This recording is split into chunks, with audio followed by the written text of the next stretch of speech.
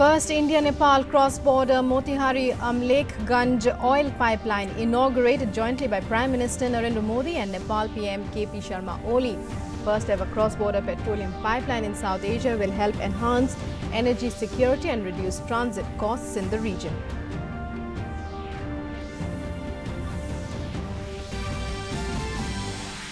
Vice President Venkaiah Naidu interacts with delegation of Sarpanchs from Jammu and Kashmir, urges them to take the development schemes to the people, emphasizes government has taken various steps to strengthen Panchayati Raj institutions.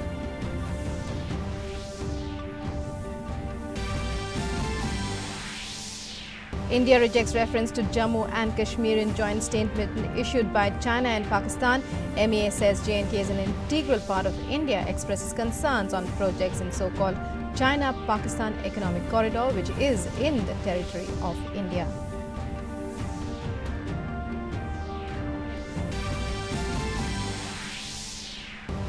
Special market intervention price scheme announced for procurement of apples in Jammu and Kashmir. 12 lakh metric tons of apple to be procured. Scheme to enhance growers' income in valley by about 2,000 crore rupees.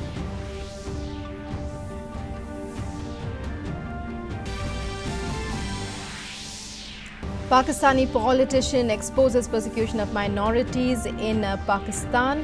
Minority leader of Pakistan, Prime Minister Imran Khan, led Pakistan Tehreek-e-Insaf Baldev Kumar, seeks political asylum in India. Says he fled from Pakistan as the situation there is not conducive for minorities. In international news, UK Prime Minister Boris Johnson's second attempt at early elections fails. Opposition MPs insist on implementation of a new law. Blocking a no-deal Brexit, new law obliges Johnson to a delay unless he can strike a new deal at an EU summit next month.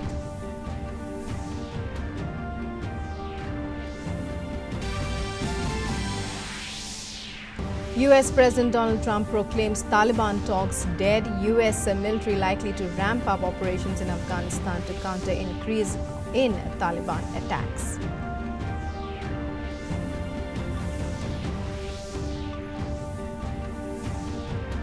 Hello and welcome to this edition of the news. I'm Rukma. In our top story, Pakistan Foreign Minister Shah Mahmood Qureshi today made a statement in Geneva where he referred to Kashmir as an Indian state. Pakistan Foreign Minister has accepted the truth, says Indian state of Jammu and Kashmir in Geneva. Well, breaking news there on your screens. Pakistan Foreign Minister Shah Mahmood Qureshi made a statement in Geneva where he referred to Kashmir as an Indian state. The Indian state of Jammu and Kashmir.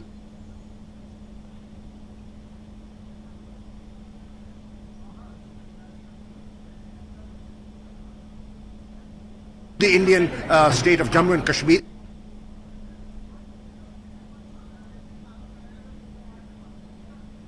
And joining us now is our correspondent Amritpal Singh on the phone line for more. Amritpal, how are we to understand Shah Mahmood Qureshi's statement made in Geneva? What are the implications?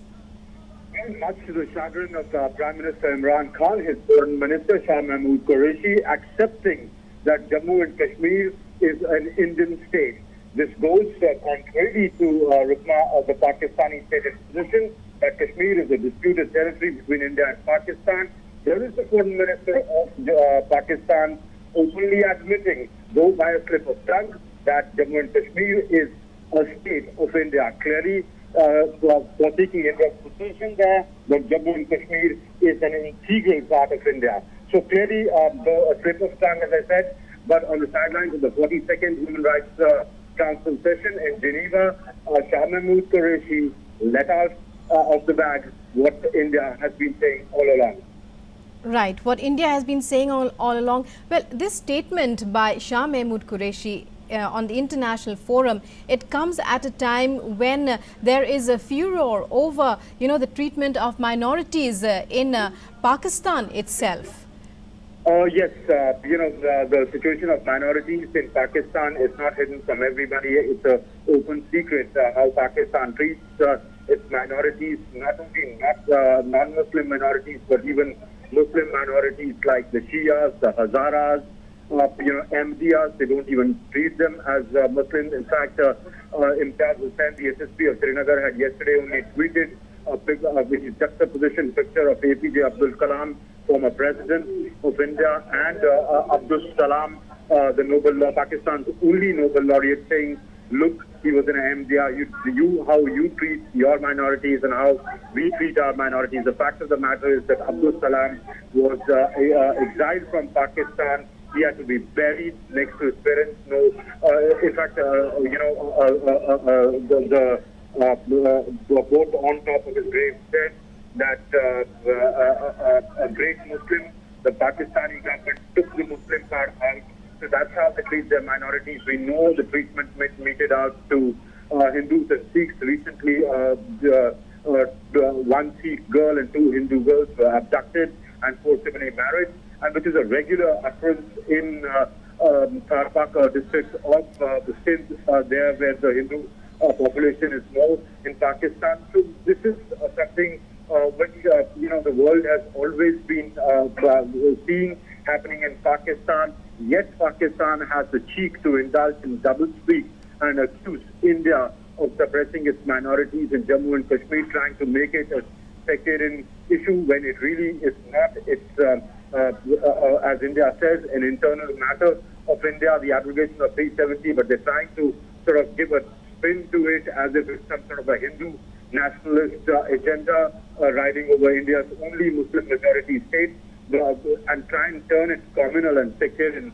which it clearly isn't. So Pakistan's doublespeak does get exposed today, and as I said, the Shah Mahmood Qureshi, even though by the slip of his tongue, has once again reiterated what India has been pressing upon for a very, very long time, and telling the world that Jammu and Kashmir is not disputed, it is an integral part of India.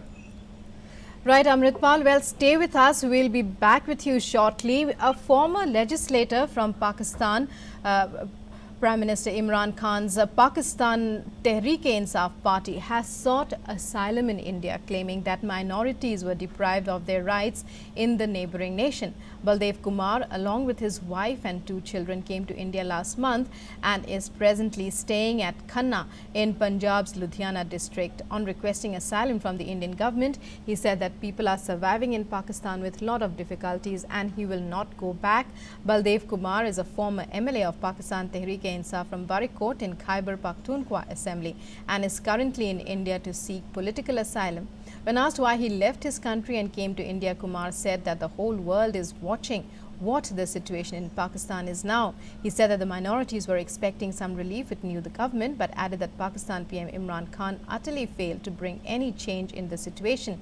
He said that had minorities been getting rights in Pakistan, such a situation would not have arisen. He further said he has also requested his other family members to leave Pakistan. Kumar said that there were several families in Sindh and Nankana Sahib which told him that if he got asylum in India, then they would also try to leave Pakistan. Kumar was a former member, Provincial Assembly from Barikot seat in Khyber Pakhtunkhwa province in Pakistan. Notably, in Pakistan's Punjab province, a teenage Sikh girl, the daughter of Granthi priest of a Gurdwara there, was abducted and converted to Islam at gunpoint before she was married to a Muslim man.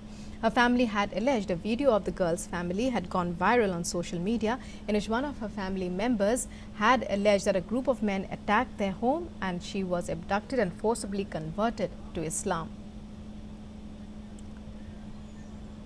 हालात इस तरह जा रहे हैं कि minority वहाँ secure, minority नहीं, मुसलमान सिक्योर नहीं है, और क्या है, वहाँ बहुत हालात ख़राब जा रहे हैं. मैं इंडियन गवर्नमेंट से यही सालम की अपील की है कि मैं यहाँ सालम पे रहना चाहूँ.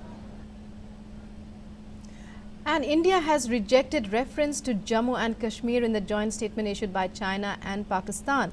The official spokesperson of the MEA, Ravish Kumar, has said, and I quote, "We reject the reference to Jammu and Kashmir in the joint statement issued by China and Pakistan after the recent visit of Chinese Foreign Minister. J&K is an integral part of India." On the other hand, India has consistently expressed concerns to both China and Pakistan on the projects in so-called China-Pakistan Economic Corridor. which is in the territory of India that has been illegally occupied by Pakistan since 1947. India is resolutely opposed to any actions by other countries to change the status quo in Pakistan occupied Jammu and Kashmir. We call on the parties concerned to cease such actions.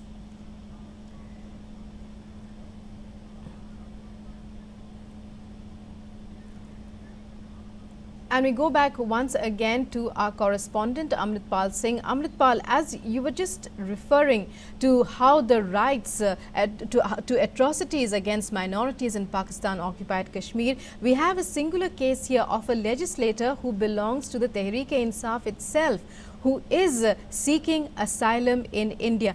Clearly, the situation is Pakistan's actual situation is getting exposed day by day. Yes, absolutely. And if imagine a legislator from an assembly in Pakistan seeks asylum in India, you can well imagine the state of affairs in Pakistan. It indeed is a very sorry state of affairs in Pakistan. Pakistan direly needs to look inward, rather than accusing India or pointing fingers at India. What it needs to do more than anything else right now is to set itself in order to take care of its minorities. India does not like to pontificate, but what does India do when they are not only common people, but legislators, elected legislators come, lawmakers come to India seeking asylum, saying on TV, as we just heard, that the situation in Pakistan is very, very bad for the minorities. And then Pakistan pontificates from the high perches to India that India doesn't know how to take care of its minorities. Where the fact of the matter really is that Pakistan has a lot to answer to itself and to the world about how it treats its minorities, and it's something, the cat is out of the bag. To quote a newspaper report of Dawn, which is a very respected newspaper of Pakistan, which was launched by Quaid-e-Azam Muhammad Ali Jinnah himself. He was the founder, editor of that newspaper. That newspaper's report a month back said that there are 1,000 cases per year, 1,000 cases of forcible abduction, conversion, where girls are picked up and married off. This is a common occurrence in Sindh, especially in the district of Parker, which borders India, where girls from the Hindu community are forcibly converted. They hound their Hazaras, they hound their Ahmadiyas, they don't even consider Ahmadiyas as Muslims. I mean, I was visiting Pakistan a couple of years back, and my friends there told me that this. I said, "Oh, what a beautiful mosque." They said, "We don't call it a mosque, we call it a Ahmadiyya place of worship." So, a community which has done so well, given Pakistan its only Nobel laureate, that's the sort of treatment meted out to their minorities. So, Pakistan really, at this point in time, needs to look inward and rather than pointing fingers at India. Right. Well, also the statement of the Ministry of External Affairs, Amritpal, referring to the reference in the joint statement of China and Pakistan after that visit where they have referred to Jammu and Kashmir. India has reiterated once again. Yes, India has reiterated its stand once again. Well, Amritpal, very sorry about that. We have to interrupt this conversation. We now take you live to the venue of the COP14 summit, which is underway. Prakash Javadekar is speaking. Ladies and gentlemen, in accordance with the decision 35 COP13 and with the agenda of COP14 contained in document of ICCD COP14-1, 3 high-level roundtables were held on 9 September and 3 interactive dialogues were held on 10 September to discuss the topics listed under agenda item 5 entitled Special Segment. The topics considered were as follows: land, climate and renewable energy. This was roundtable 1. Rural and urban communities failing and Flourishing Together, Roundtable 2, Fostering a Global Movement for Ecosystem Restoration, Roundtable 3, A Value-Based Approach to Land Stewardship, Interactive Dialogue 1, Healthy Land, Healthy People, Interactive Dialogue 2, and Boosting Sustainable Value Chains for Land-Based Business, Interactive Dialogue 3. Now, distinguished delegates, I'll seek your indulgence and permission to change the chronology little bit because our Minister of Agriculture, St. Louisa, has to leave the conference, and so, distinguished delegates, I would like to thank HE Mr. Ezekiel Joseph, Minister for Agriculture, Fisheries, Physical Planning, Natural Resources and Cooperative of St. Lucia, who moderated the Interactive Dialogue 1 on a value-based approach to land stewardship, and invite His Excellency to present the outcomes of the dialogue. Excellency, you have the floor.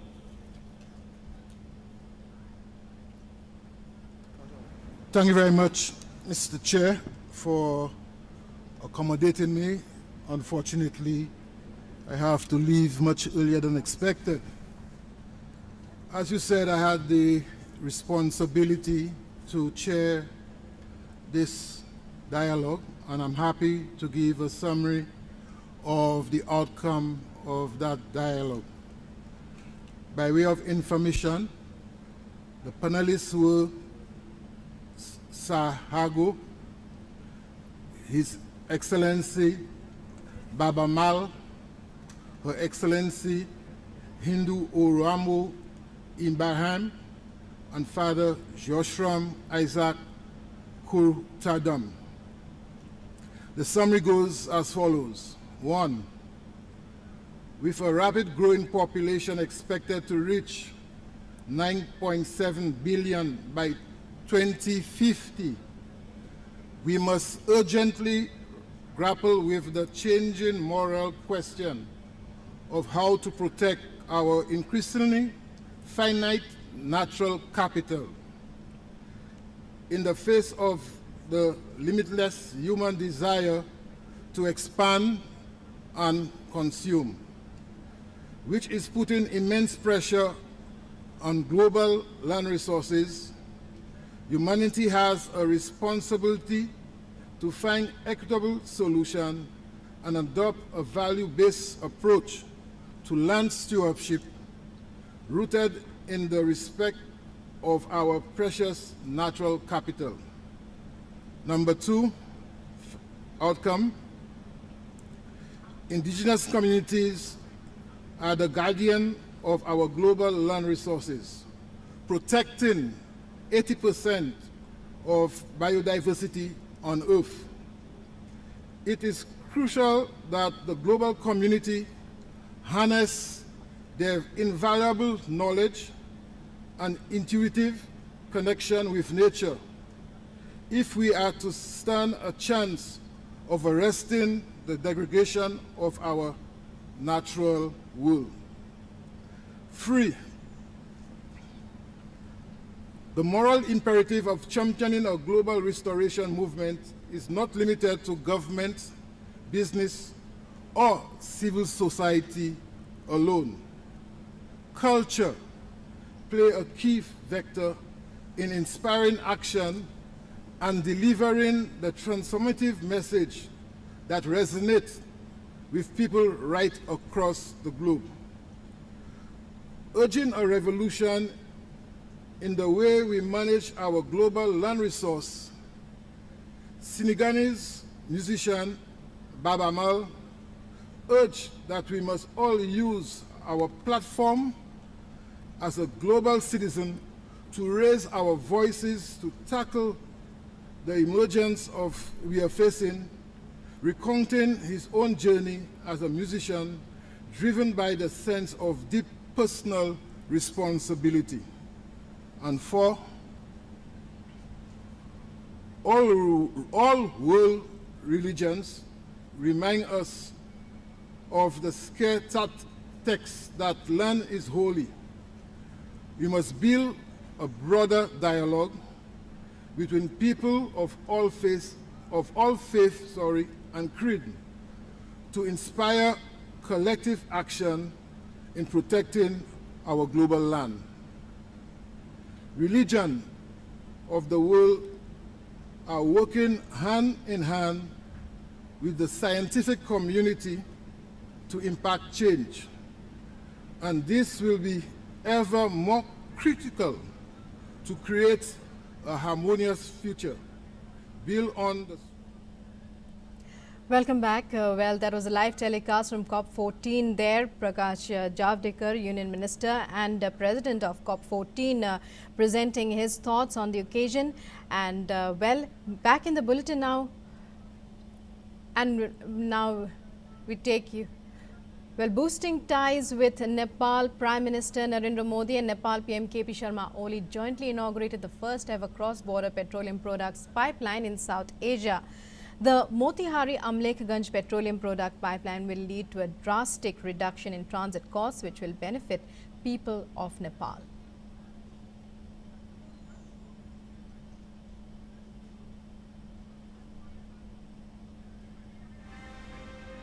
A historic moment not just for India-Nepal ties but for entire South Asia. Prime Minister Narendra Modi jointly inaugurated the first ever cross-border petroleum products pipeline in the region. The Motihari-Amlekganj petroleum product pipeline in Nepal with Prime Minister KP Sharma Oli via video conferencing. This India-Nepal Energy Cooperation project is a symbol of the close bilateral relations India and Nepal share. It has been constructed by India in just 15 months, half of its 30 months deadline. यह बहुत संतोष का विषय है कि दक्षिण Asia की यह पहली cross border petroleum pipeline record समय में पूरी हुई है। इस पाइपलाइन से हर साल 2 मिलियन मैट्रिक टन तक के clean petroleum products affordable rates पर नेपाल के सामान्य लोगों को प्राप्त होंगे। हमारे संयुक्त प्रयासों का उद्देश्य है कि हमारे लोगों को लाभ मिले, उनका विकास हो। पिछले 5 वर्षों में हमने महत्वपूर्ण द्विपक्षीय परियोजनाओं को पूरा किया है और कई अन्य इनिशिएटिव्स के परिणाम जल्दी प्राप्त किए हैं। The 69-kilometer long pipeline will help to enhance the energy security of the region and substantially cut down on transit costs. The cost of pipeline is around 350 crore rupees, which is entirely borne by the Indian Oil Corporation. The pipeline will ensure smooth, cost-effective and environment-friendly supply of petroleum products to Nepal. Nepal Oil Corporation has already reduced both diesel and petrol prices by 2 rupees per litre effective from today. This project will, without any doubt, enhance interconnectedness and interdependence between our two countries. It is one of the best examples of connectivity in terms of trade and transit infrastructure of Nepal and India. मेरे लिए खुशी है कि आज आपने इस pipeline के उद्घाटन के साथ ही उससे जो आर्थिक रूप से बचत होने वाली है वो आपने नेपाल के नागरिकों की तरफ उसको समर्पित कर दिया और वहाँ दाम कम करने की योजना भी घोषित कर दी। यानी एक प्रकार से ये काम नेपाल के सामान्य नागरिक की भलाई के लिए हुआ है। नेपाल की प्रायोरिटीज के अनुसार उसके विकास में सहयोग के लिए भारत के कमिटमेंट को मैं आज एक बार फिर दोहराना चाहता हूं। The pipeline was conceived of in 1996 under Prime Minister Vajpayee's government, but it was only in 2015 that it got a go-ahead from the cabinet. The earthquake delayed commencement of the work on it. However, the groundbreaking ceremony was held in April 2018 and the project has been inaugurated in a record 15 months. It's a symbol of Prime Minister Oli's prosperous Nepal. Happy Nepali motto that mirrors Prime Minister Modi's Sabka Saath, Sabka Vikas, Sabka Vishwas mantra. With Rajkumar in Kathmandu, Bureau Report, DD News. And with that, we wind up this edition of the news. News and updates continue on DD News and DD India. Stay tuned. Namaskar.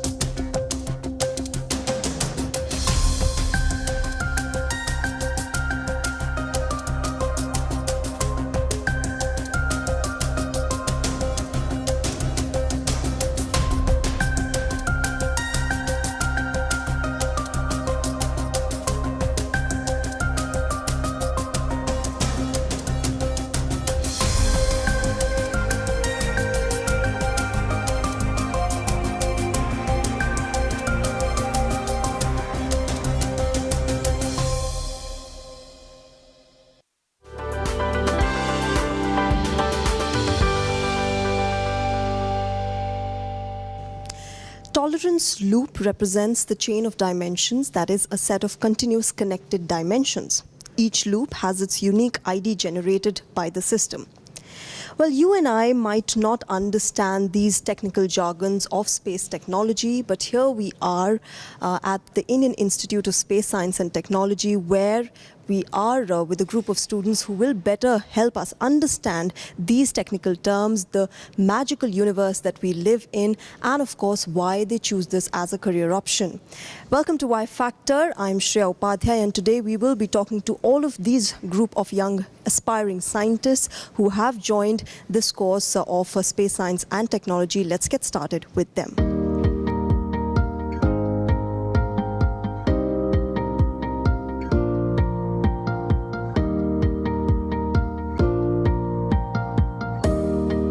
Why did you choose this as your career option? Actually, it's both. One is like you have a certain passion since childhood. Most of us are fascinated by few things. So in my